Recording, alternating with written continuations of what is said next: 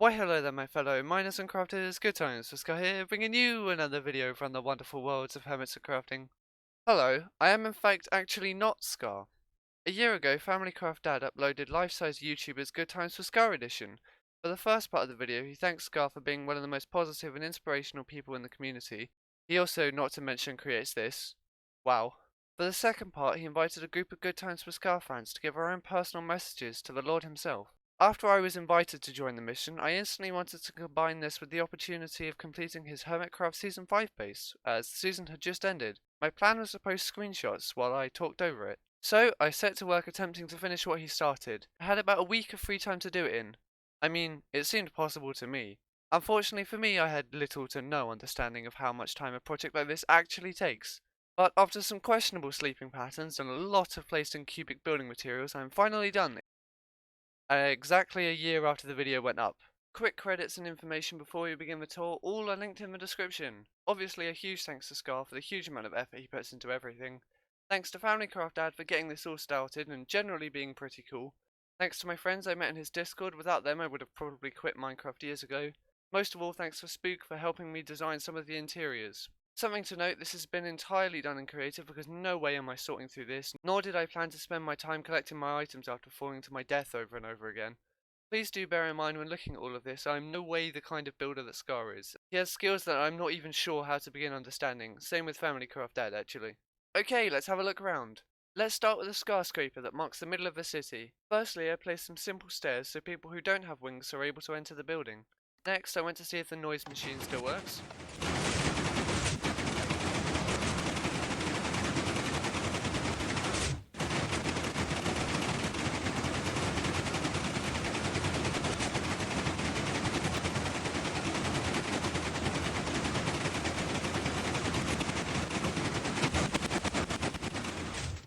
It does. I then went to actually check inside the skyscraper. It turns out I took so long making this video that the corruption spreading from the portal upstairs has spread and happened to have destroyed the auto sort, which as a result has fortunately given me the capability to move within the area. How convenient. Upstairs, the corruption from the portal has completely covered the floor. Once you get above this floor, the tower is split into two parts until it reconnects at the Vex penthouse at the top. I filled the left side with offices and the right side with housing. As for the office on the left, they're pretty simple with 6 computers per floor, with a small milkshake making area / toilet every 2 floors which can be accessed from the stairs. The residential area is pretty small so many rooms could be packed in, but it does have a milkshake maker and a bed and that's all that really counts. Some higher quality residential property can be located elsewhere in the city. In the Vex penthouse not much has changed besides the Vex server domination lever has been turned off because they aren't really here anymore. Guess I should switch this too, and why not? I also pressed the generate prank button by accident, so I guess I'm now legally obligated to do something about this.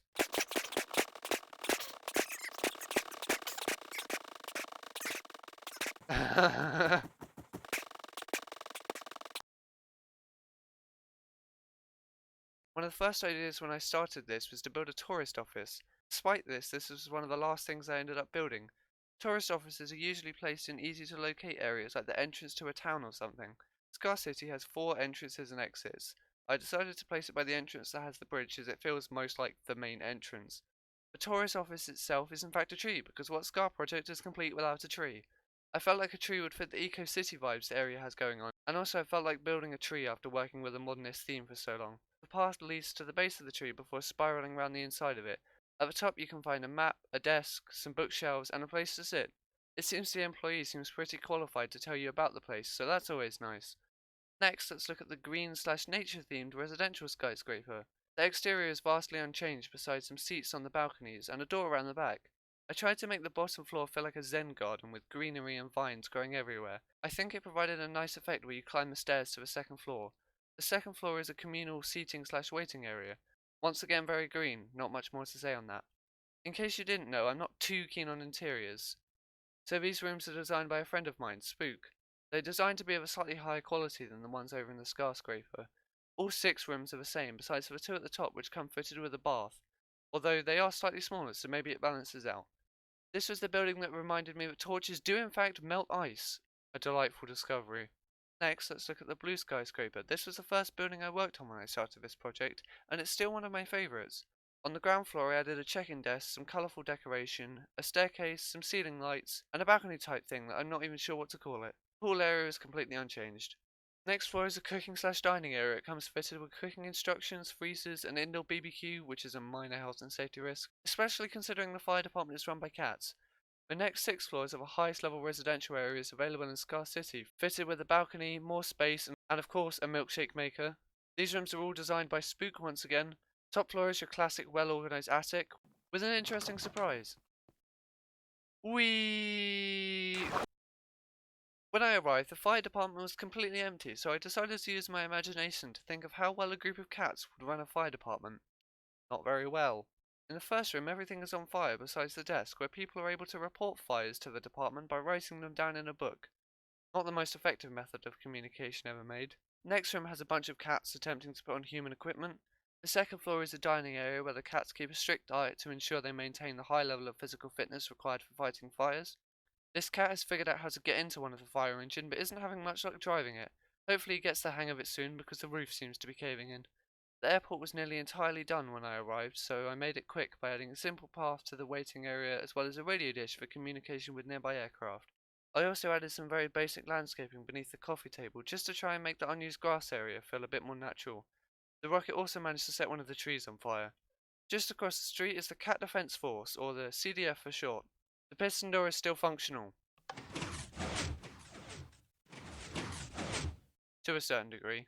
For the inside of the CDF, I decided to put an elite group of hacker cats who scan the area for threats of lag on their cat-friendly computers from the comfort of their cat boxes. At the moment, they have detected a large threat coming from somewhere and they are hard at work to determine the culprit. A few of them got distracted. They are cats after all. The sides are interrogation rooms for some of Bob's friends.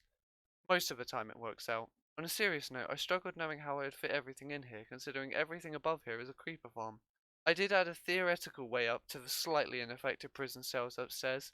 I also tried making some funny prison car things as well. Just behind the CDF, hidden in the ground, is a hobbit hole of a similar style to the one destroyed in the creation of the city. I would have liked to have used the actual Jelly, considering she's now in Minecraft, but after the trauma of updating from 1.12 to 1.13, that is not something I'm brave enough to try and do again, so you're just gonna have to pretend that this is Jelly. This is Scar's base after all, so there's an orange bed and some poorly organised storage. Next to that are the remains of the first tall tree after it burnt down after no one put it out. The sugarcane and cactus skyscrapers were completely full besides the ground floor. For the sugarcane tower, I filled it with a communal seating area for social gatherings or just eating food. The basketball area is much the same. The cactus tower is now a laundrette. It uses leftover water from the cactus farm. Big brain water efficiency. It also has some waiting areas and some indoor drawing lines. Behind the cactus tower is a small play park with a sandpit, swings, a football field, and some seats for spectators. It is also linked to both the residential buildings in this area with a small path. And finally, last and most likely, but hopefully not least, is my area. The area in it that had nothing besides a sign with a challenge. A clean slate as it were. With this area I wanted to build a leisure park as there were already residential, business and industrial type buildings elsewhere in the city. Then I remembered that the city needs a shop, so I went and built that first. It also says shop, just in case you forgot how to spell shop. If I had to name one building that had caused me the most trouble in this entire game, it would be this one. The amount of times I've ripped these 3 towers down and reassembled them is most likely more than I can count. I am happy with the end result, although I'm sure much more could be done with it. The interior was just as hard, as I had no idea how much space I would end up needing to make a shop look okay. The 2 outer towers look like this, and the inner tower looks like this. All of the floors are the same, besides the floor where the sky bridge connects them all together. I was happy with the way that this perfectly fits in between the fountain next to the pond, and the road on the other side. Talking of road, I wanted to add a place where people could park cars, as the city was vastly lacking in them. I started by adding these 2 small car parks by the swimming pool and sports centre, but then decided that that wasn't enough. Below this area is a massive, more practical car park with spaces for all different sized vehicles, but it's currently empty because I suck at building them. The car park is linked to the buildings above by a series of tunnels, and it also links back to the main path just in case people want to walk.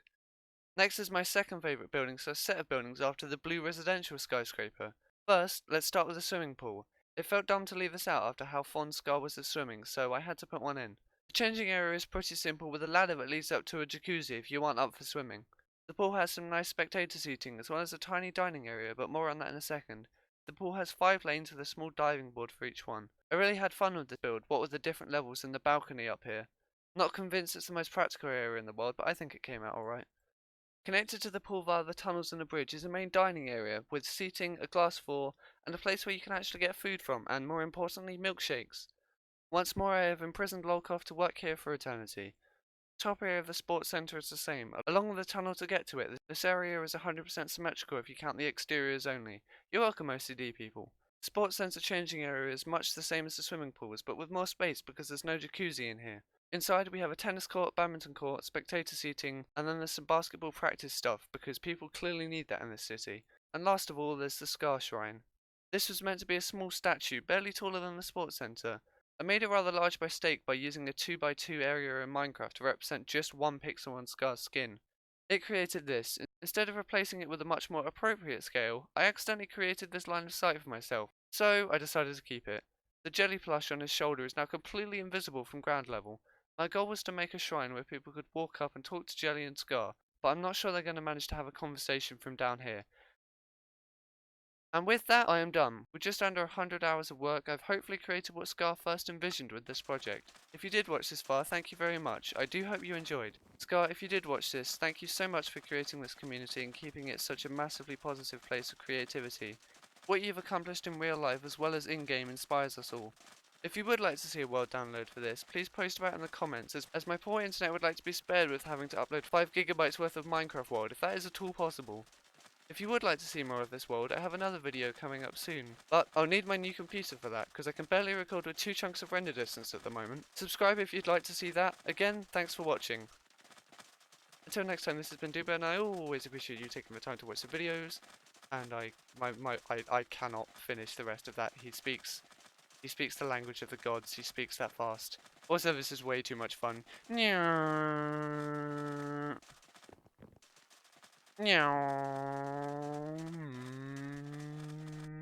Okay, I'm done. Bye. Only true turtles stay till the end of the video. Scar and Cub have the whole thing with Vexes. Well, me and Spook like turtles. This area is hidden on top of the CDF. I also accidentally flooded all of the redstone of the creeper farm while building this, and I have no idea how to fix it. Okay, bye.